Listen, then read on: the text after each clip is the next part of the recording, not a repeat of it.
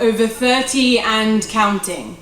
Over 30 women murdered in Australia this year, and they're just counting. Like children taking their time, learning how to add, and whilst they're learning, how many more have to pay the price for this sad excuse of a judicial system that let every man walk despite their abusive mission? It's not all men, but it's definitely starting to feel like all women. We live in a first world nation, yet we have to take to the streets to petition for men sitting in their high chairs with their curly locks and frocks to take us seriously when we say no to some flop who pretends to not understand that no means no, rather neglects to respect a woman's choice to be her own independent and free-thinking spirit. It's not the 1920s when women had to fight to not be viewed as illiterate. Fast forward 100 years. We're in the 20s again, only this time it's new fears, whilst we can now vote.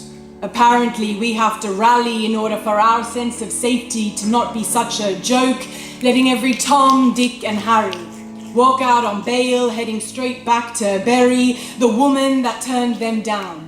Because they're so insecure, pretending to need some sort of crown, but the title they deserve is the label of criminal.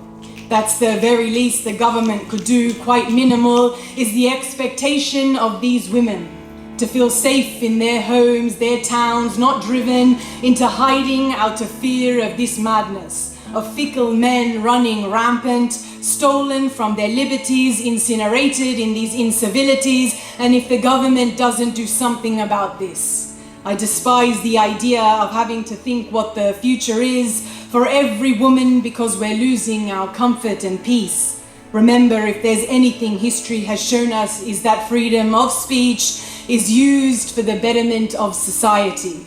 So listen up while us women take to the streets wildly, chanting enough is enough. My body, my choice, and that's not tough. That's human rights that some are seemingly still learning. Newsflash, it doesn't matter what she is or is not wearing. A woman could walk naked in the streets and you would have no more right to her than if she were drowning in sheets. I heard someone once try to justify why a woman was raped, and let me tell you, both the committer and the justifier are as evil as hate. It's time women were finally given the equal footing they deserve, and the cowards that think otherwise driven away into an abandoned herd. And so I leave you with one request that weighs heavy on my chest: end the silence on women-based violence.